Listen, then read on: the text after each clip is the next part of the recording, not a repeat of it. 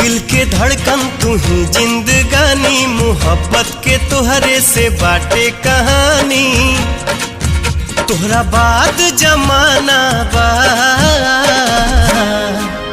हम जियब न तोहरा बिन, दिल तुह पे दीवाना बा।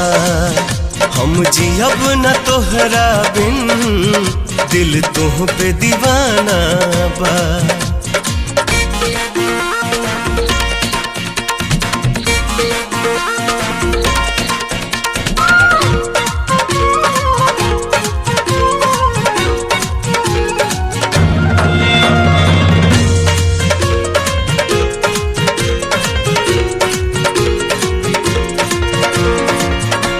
देखे में लौके लाई दुनिया जान के,